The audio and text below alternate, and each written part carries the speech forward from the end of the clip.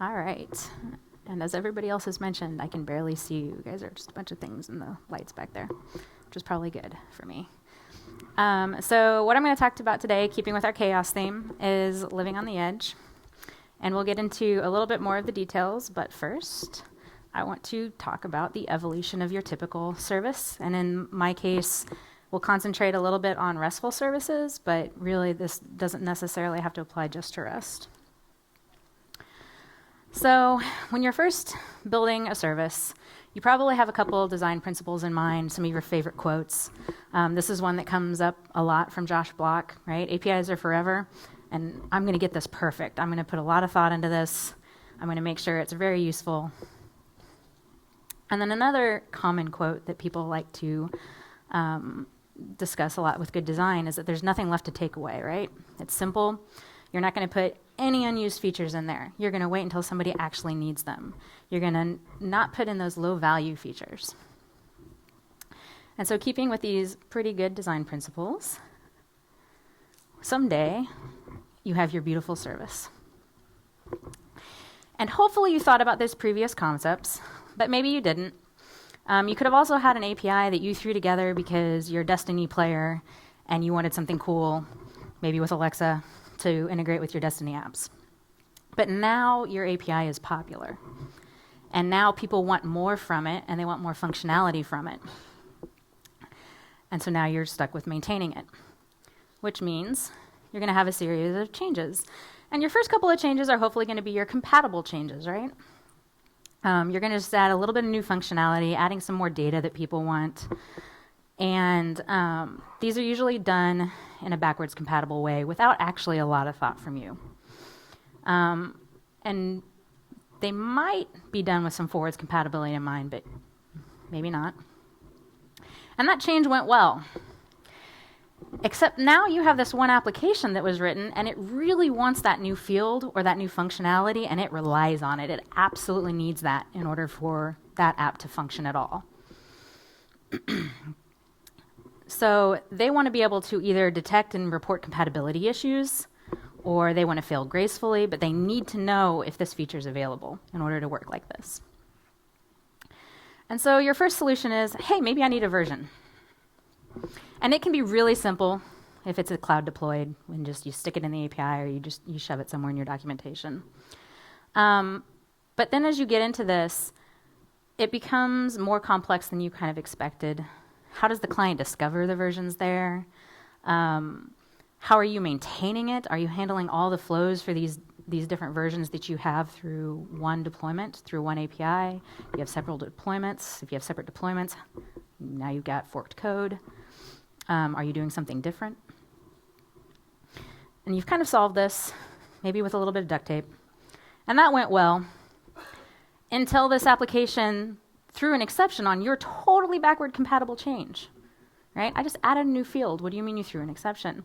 Well, you find out that there's some JSON libraries out there that die when they don't find something in their model object when they deserialize. They just throw an exception.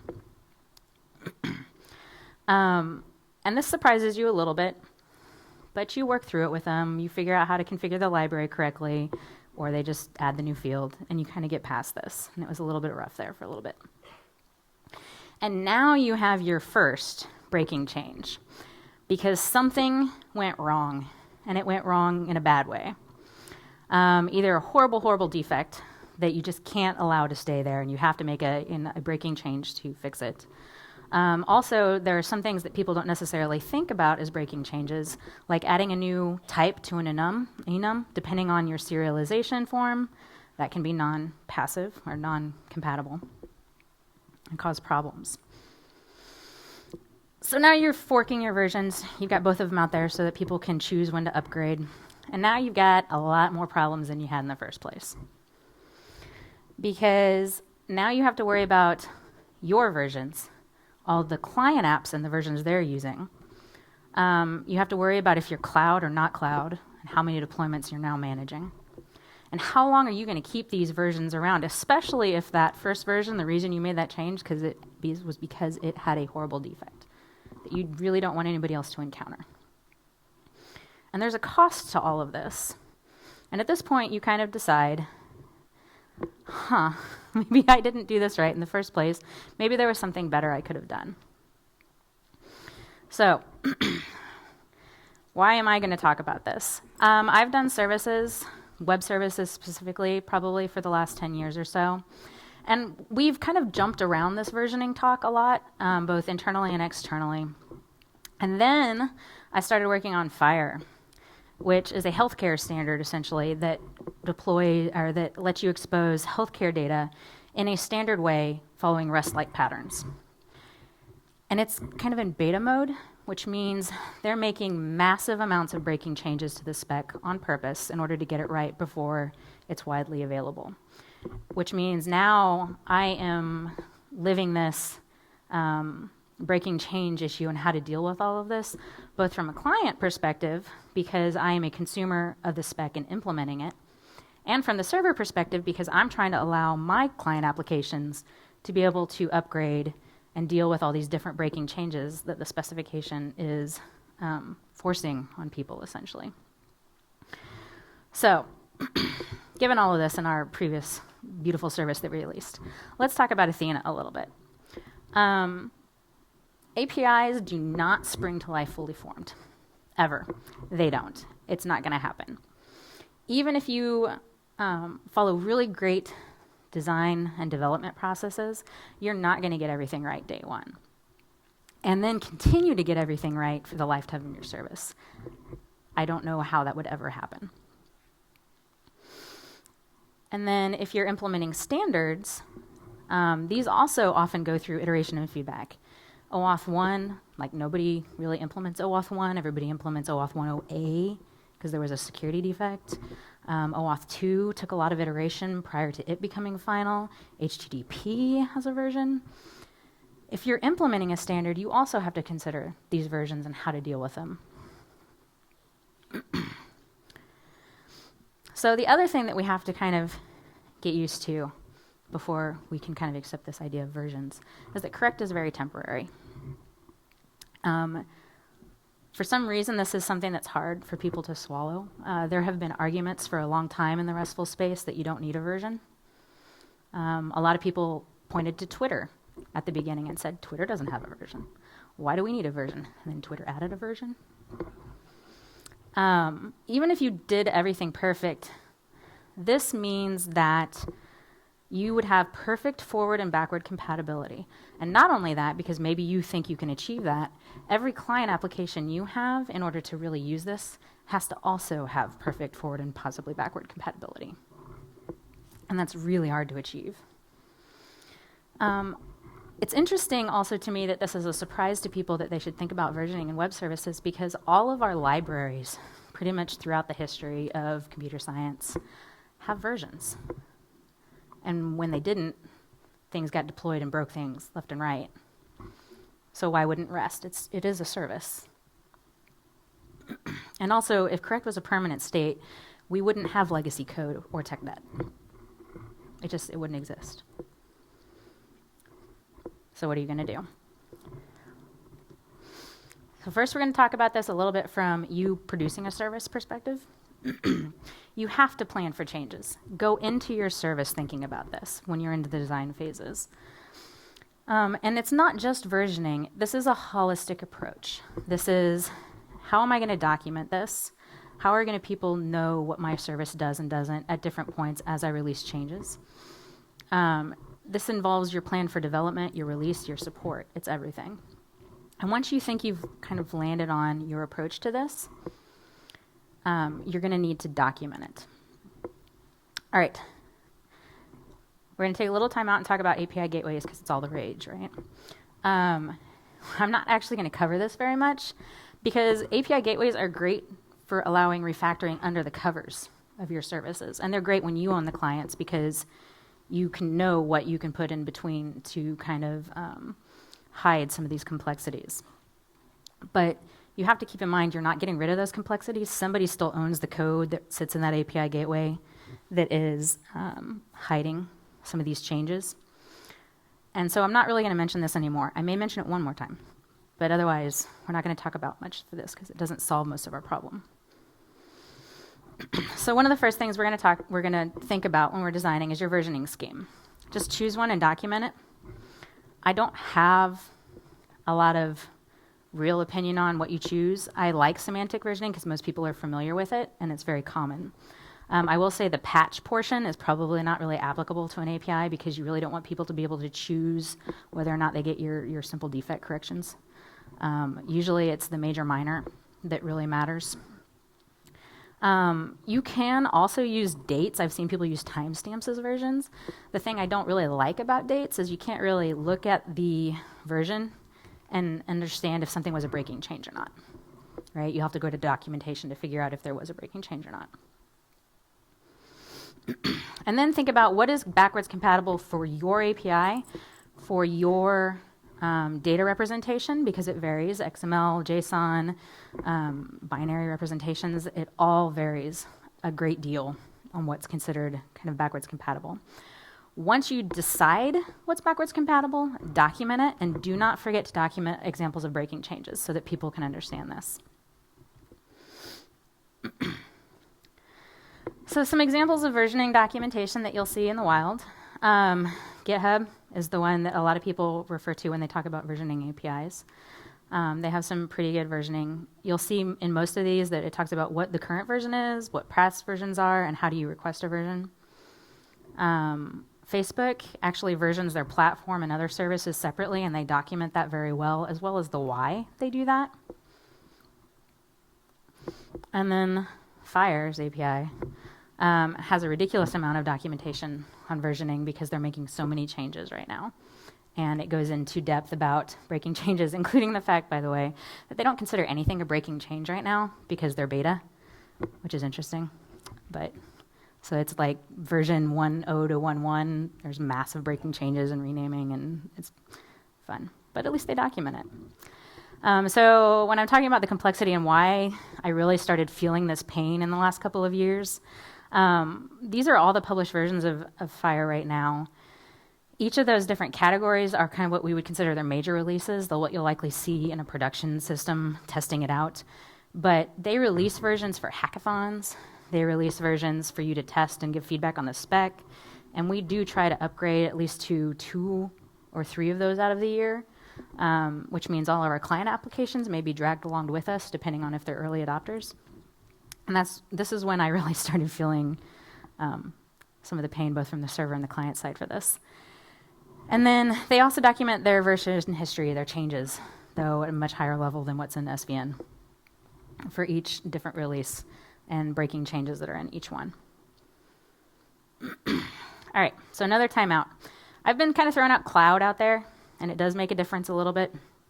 What do I mean from cloud? Because a lot of people think different things. And I'm actually going to stop using cloud at this point, because when I'm talking about cloud for this presentation, I mean single instance, single deployment, or what you would consider a single deployment where you push and it may go to multiple places, but it's one deployment from what you know and what your clients know. All right, so different ways to communicate your version or to version a service. And I will say right up front right now, no one likes any of them. Everybody will argue, somebody will argue against every single one of these. Just choose one or choose many. I've seen people implement every single option because no one can decide, and they really will. They'll accept whatever you send them. But the first option you'll hear people do, and it's probably the simplest, is URL versioning. And when I say URL version, I actually don't care if it's in the path or in the domain name. It doesn't matter. It's somewhere in there. It just means that the URL for the resource itself is changing every time you are making at least breaking and probably some of those enhancement changes as well. The main argument you're going to see against this is people that like REST really get offended that you're exposing a version as a resource versus just the resource itself, and then the other thing's just your data representation. They don't like that. This is kind of URL version, but not really. Some people you'll see throw in query parameters as well with the version on there. Some examples of this in the wild are Netflix, and then Amazon Simple Queue Service, I think, does it. And it looks a little weird, though, when you do this if you do writes, right? When you're trying to write a resource, how do you indicate the version you want? And you have query parameters, and people It just looks very odd. Another one that you'll see a lot is just a custom header. A lot of things still have the X in front of it. Just FYI, don't use the X anymore. They changed that. HTTP doesn't like the idea that if they take a custom header that someone's done and then make that standard, they have to make a non-passive or a non-compatible change and change the header name for all the apps, right? They have to remove that X. So they don't want to do that anymore. They just tell you to name it with consideration to what you're trying to expose. If something should apply across all of HTTP everywhere, then name it that way and make sure you document it somewhere. This is nice because it works on your response and your request, right? Headers are always there. It is actually one of my least favorite options, though, because it gets so close to one of the standard ways to do this in the HTTP spec and misses it. And I feel like if you're going to do this, you might as well take the next step, which is content negotiation. This is more complex, which is why a lot of people don't like it. However, it does follow the core HTTP spec more, which is you use your accept and content type headers, and you throw a version in there. And some examples of this. GitHub is one of the common references for this. The other benefit of this is that you can use preference. An application, just like your browser does, can say, hey, I will accept version 2.1 and 2.0 and 3, and I prefer 3. And you can actually do that. Just be aware that most of your platforms, like Rails and some of your Java platforms as well, don't really do that type of content negotiation without help from you. You have to add some code.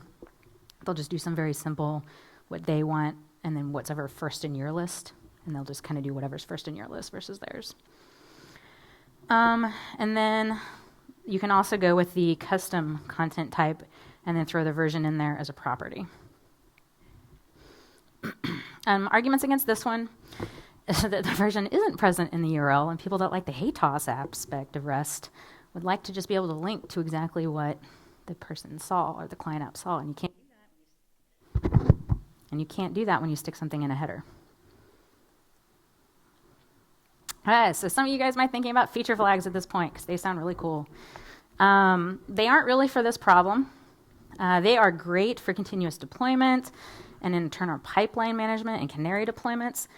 The biggest thing being that they are usually runtime choices by the service and not by the client, and we're trying to help the client. Also, these are usually very, very temporary, and they go away, whereas your version on your service is going to be there pretty much forever. All right, so the next question you're going to think about now that you've got your versioning scheme and your versioning documentation and you know how you're going to actually communicate that in your API is what is your service going to do when nothing is selected? Most, and the same thing, I would say, default to whatever the earliest supported version is. So that doesn't mean 1. That does mean that if you didn't version initially, you can totally do it in a backwards compatible way because you can fall back when there is no header or version present. But it doesn't mean that you have to support 1 forever. It just means you do have to document what you're going to do when nothing's passed in. So you're publishing a version now, and that's great. But now you have those applications that want certain functionality, right? They want to be able to integrate with Jira when this new feature was available so they can do this really cool search. Or they want this new field because they need it to calculate something and their app is useless without it. So how does a client discover a version or figure out what version is deployed? And this need, whether you really need to think about this all that much, may depend on your deployment model. And I do say may, because even if you are single instance deployed right now, will you always be? What are you going to do if you go global? Are you going to have a single instance regardless of if you're in the UK or Australia or China or the United States? And if you do that, are you going to uplift everything all at the same time, all regions?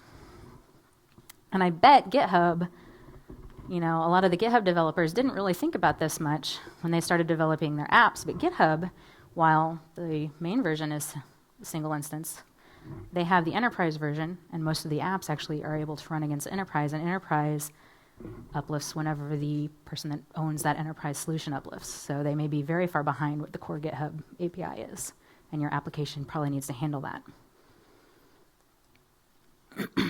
So for single instance discovery, you probably really don't need a programmatic discovery like Yatus or anything really complicated like that. You can probably get away with throwing it in the URL version, and then documentation just to say what's the latest version. However, this gets complicated when you start having resources that allow write. And the reason I say that is because, for example, since you're a single instance, you're not really giving your client application the choice to upgrade, possibly. Especially if you just slapped it in the URL. Some client applications will just switch to the URL without really doing anything under the covers. And let's say that they get this resource back that says it has foo and bar, and then they do a modify and they change foo to 2. Did they intend to delete bar? Because that was added in version 1.1. You don't know. You don't know what they actually intended to do there. So make sure you think about that as well when you're thinking about single instance. So for multi-instance, you probably need some kind of discovery, but it still doesn't have to be complicated. It doesn't have to be Yatus. Content negotiation is one way, and then they can discover it ahead of time by doing kind of the options request. However, kind of the most simple way I've actually seen it done, and I know if you've ever tried to develop against Jira and released an application, it's one of the requests that you'll see out there all the time when people are asking about Jira versioning as application developers, is they just want a version service. I just want to be able to hit an endpoint that will always be there, and you tell me what version's deployed, and then I can do whatever I need from that point on. It means they don't have to understand options necessarily up front. I called it a version service. It should probably be a version resource. So an example in FHIR is they have this thing called the conformance resource, and it is so much more than just the version. It also has everything that you expose from the specification. But one of the fields that is exposed in this is the version. It's the version of the specification the FHIR server implements. And that means that all applications can hit conformance, which is also the nice place where we put things about authorization and authentication, where's the OAuth 2 server, for example. And then they know what version I implement and if they're going to be compatible or not. All right. Now you've got a bunch of versions floating around. How long are you going to maintain these? These are things to talk about, and it may not be very long. You may say a couple months max. And then how do you communicate to a client that a feature is deprecated? And this is going to vary very much based on, again, your formats and your clients and how often you deploy and how often your clients can upgrade. But once you decide this, document it, right? It's all great if you know it internally, but if it's not documented somewhere publicly, it's never going to work. If you tell a client, well, you have 60 days, and you'll be like, well, what are you talking about? I'm not supporting this anymore. I don't understand. Where was this documented? So we referenced the client, and we've been talking about the server a lot in this so far. We're going to talk about our client a little bit, who is our early adopter, and he knows that our service is changing a lot. And what does he have to do? Because compatibility may need work. It doesn't come for free if you're a client application. You need to read the documentation and understand how a service versions and what you need to do. When they tell you something is a breaking or non-breaking change and what they consider breaking and non-breaking, make sure your libraries actually work that way. Again, the one that I've seen most commonly that it behaves in kind of an unexpected way are JSON libraries. When you add a new field, people think that's totally not a breaking change, and libraries don't. If they're trying to go to a model object, they may not handle that very well. So it is a two-way contract, right? Your server has to be both forward and backwards compatible, and your client application may have to be. So for example, if it's multi-instance, you as the client application have to consider forward and backwards compatibility. Since it is multi-instance, you could end up running against both an old and a newer version of the service than you coded against and tested against. If it's single instance, you probably care more about forward compatibility. You're going to probably end up running against a newer version of the service than you expected. And can your service handle that? So GitHub is multi-instance. Applications, I don't know if you guys have ever tried one. I don't know if you guys have ever used GitHub Enterprise. If you've ever tried to use one of those against Enterprise and watch it blow up spectacularly. So questions to ask yourself as an application developer. What is your application going to do when it's pointed against a newer version? What is it going to do when it's against an older version? These are things you can actually automate, right? It's not that hard to have your application, see what your application does when it gets a new field or when it doesn't get the field. You can actually test that. And now, since you know that this service is providing a version, and you know what version you coded against and what features you needed that were in there, let's talk about graceful degradation. Applications may absolutely need certain features to function, and that's fine, right? If you're calculating stats on something, and that field that you're calculating stats with isn't there, you're probably going to just pop something up. Don't crash, right? You can read the version and you can just say, hey, I'm not compatible. If you've ever used, it's been a long time, the old Bugzilla apps, they often popped up and said, hey, I'm not compatible with this version of Bugzilla, I'm sorry. Or if you don't necessarily require it, so for example, in healthcare, if you're showing a patient's meds and their allergies, and their lab results, and for some reason this version of the service you're running against doesn't have the lab results, just tell them that. But you can still show them their meds and their allergies, right? Just try to handle it so that your user has the best experience possible.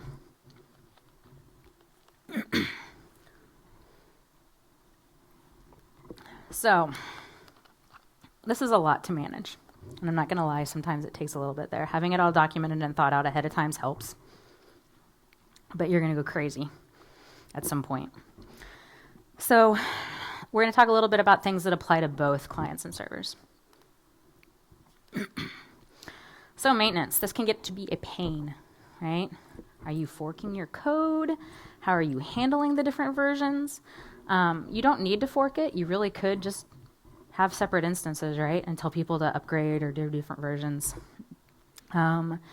This is the one place where I will mention the API gateway, because as a server, this can help you, right? If you don't want to mess with fields that aren't in the API when someone asks for an old version, API gateway can absolutely strip those out for you so that you don't have to do that. The API gateway can do that massage. That's the one place where I will mention it in this presentation. And then sometimes it's not that hard to really fork or branch your code. It just depends on how complex your versioning is. Also, if you've documented something as non-breaking and you return, so for a new field and then you just always return the new field, you can decide if that's okay. It could be absolutely fine that that new field is always there. It's the breaking changes that really kill people. So to help with this and to help with your maintenance, here are some other things to consider. So I'm using standard. Right? I'm implementing a standard. That means that this is something that it's not just me. It's not my own proprietary thing. There could be APIs out there for me. OAuth 2 is another good example of this. If you're trying to roll your own OAuth 2 and you're not reusing any libraries that are out there, you're going to do it the hard way. And you're going to hit some weird use cases. So look for library reuse. Consider if you can do code generation. So one of the examples for this is Thrift.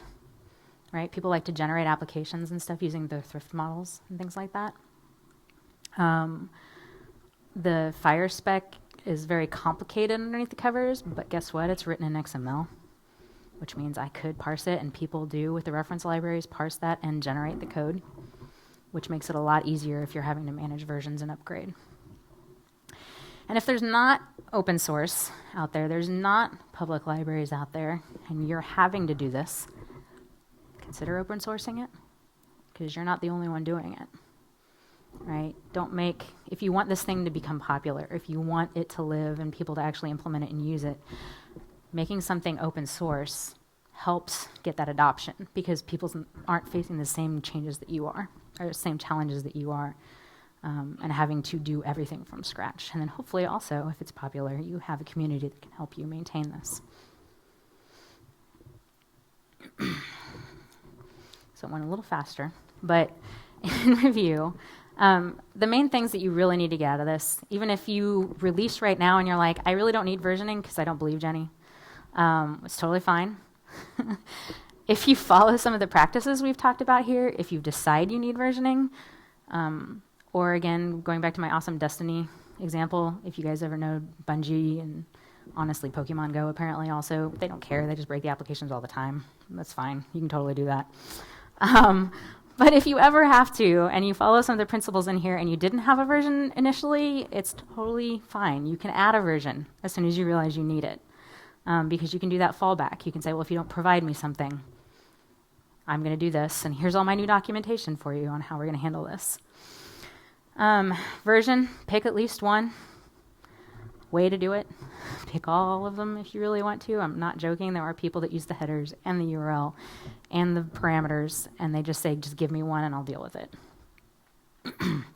Document and document well, because it doesn't matter how good your approach is, because if nobody else knows it, and when you go on vacation, no one on your team knows it, it's not going to work. It could have been beautifully thought out and amazing, but if you didn't document it, it's not going to work. Think about maintenance, because you don't want to set up something that you're never going to be able to maintain.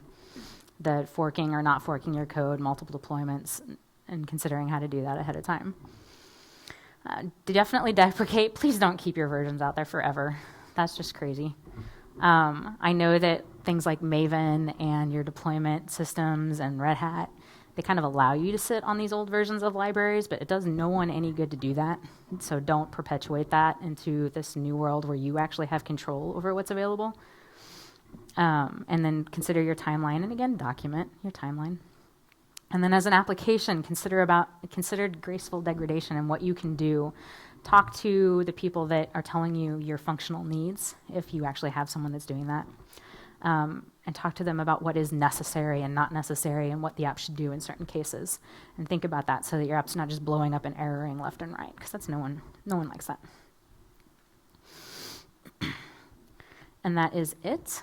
If you guys have questions, I will be around. I can't see anybody out there anyway, and a lot of these questions come down to conversation, so I'll hang out down here, and then I'll be up in the hallway. And that's it. Thank you.